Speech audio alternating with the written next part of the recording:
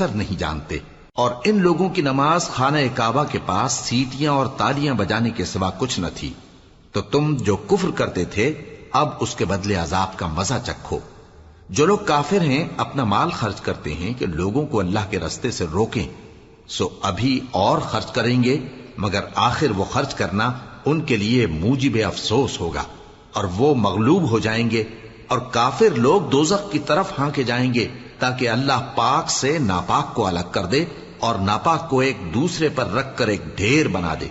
پھر اس کو دوزخ میں ڈال دے۔ یہی لوگ خسارہ پانے والے ہیں۔ اے پیغمبر، کفار سے کہہ دو کہ اگر وہ اپنے افعال سے باز آ جائیں تو جو ہو چکا وہ انہیں معاف کر دیا جائے گا، اور اگر پھر وہی حرکات کرنے لگیں گے تو اگلے لوگوں کا جو طریقہ جاری ہو چکا ہے وہی ان کے حق میں بھی برتا جائے گا۔ اور ان لوگوں سے لڑتے رہو یہاں تک کہ فتنہ یعنی کفر کا فساد باقی نہ رہے اور دین سب اللہ ہی کا ہو جائے، اور اگر وہ باز آ جائیں تو اللہ ان کے کاموں کو دیکھ رہا ہے، اور اگر روگردانی کریں تو جان رکھو کہ اللہ تمہارا حمایتی ہے اور وہ خوب حمایتی اور خوب مددگار ہے۔ اور جان رکھو کہ جو مال غنیمت تم کفار سے حاصل کرو اس میں سے 5واں حصہ اللہ کا اور اس کے رسول کا اور اہل قرابت اور یتیموں کا اور محتاجوں کا اور مسافروں کا ہے۔ اگر تم اللہ پر اور اس نصرت پر ایمان رکھتے ہو جو حق و باطل میں فرق کرنے کے دن یعنی جنگ بدر میں جس دن دونوں فوجوں میں مٹ بھیڑ ہو گئی تھی، ہم نے اپنے محبوب بندے محمد صلی اللہ علیہ وآلہ وسلم پر نازل فرمائی، اور اللہ ہر چیز پر قادر ہے۔ جس وقت تم مدینے سے قریب کے ناکے پر تھے اور کافر دور کے ناکے پر، اور قافلہ تم سے نیچے اتر گیا تھا، اور اگر تم جنگ کے لیے آپس میں قرارداد کر لیتے تو وقت معین پر جمع ہونے میں تقدیم و تاخیر ہو جاتی، لیکن اللہ کو منظور تھا کہ جو کام ہو کر رہنے والا تھا اسے کر ہی ڈالے، تاکہ جو مرے بصیرت پر یعنی یقین جان کر مرے، اور جو جیتا رہے وہ بھی بصیرت پر یعنی حق پہچان کر جیتا رہے۔ اور کچھ شک نہیں کہ اللہ سنتا ہے، جانتا ہے۔ اس وقت اللہ نے تمہیں خواب میں کافروں کو تھوڑی تعداد میں دکھایا تھا، اور اگر بہت کر کے دکھاتا تو تم لوگ جی چھوڑ دیتے اور جو کام درپیش تھا اس میں جھگڑنے لگتے، لیکن اللہ نے تمہیں اس سے بچا لیا، بے شک وہ سینوں کی باتوں تک سے واقف ہے۔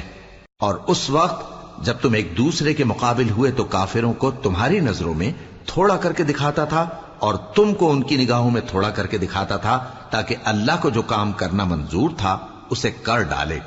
اور سب کاموں کا رجوع اللہ ہی کی طرف ہے۔ مومنو، جب کفار کی کسی جماعت سے تمہارا مقابلہ ہو تو ثابت قدم رہو اور اللہ کو بہت بہت یاد کرو تاکہ مراد حاصل کر لو،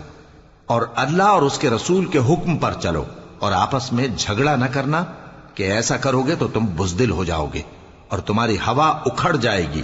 اور صبر سے کام لو کہ اللہ صبر کرنے والوں کا مددگار ہے۔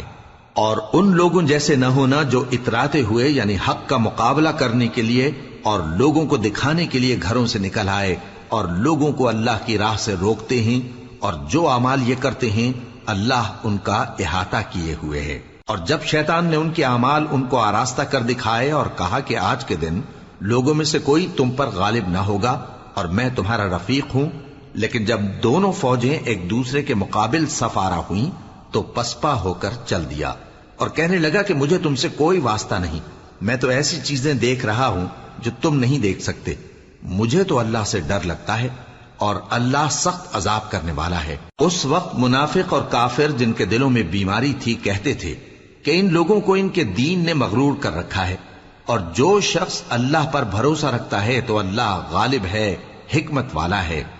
اور کاش تم اس وقت کی کیفیت دیکھو جب فرشتے کافروں کی جانیں نکالتے ہیں کہ ان کے چہروں اور پیٹھوں پر مارتے جاتے ہیں اور کہتے ہیں اب آگ کے عذاب کا مزہ چکھو، یہ ان اعمال کی سزا ہے جو تمہارے ہاتھوں نے آگے بھیجی ہیں۔ اور یہ جان رکھو کہ اللہ بندوں پر ظلم نہیں کرتا، جیسا حال فرعونیوں اور ان سے پہلے لوگوں کا ہوا تھا ویسا ہی ان کا ہوا کہ انہوں نے اللہ کی آیتوں سے کفر کیا تو اللہ نے ان کے گناہوں کی سزا میں ان کو پکڑ لیا، بے شک اللہ زبردست ہے، سخت عذاب دینے والا ہے۔ یہ اس لیے کہ جو نعمت اللہ کسی قوم کو دیا کرتا ہے جب تک وہ خود اپنے دلوں کی حالت نہ بدل ڈالیں اللہ اسے نہیں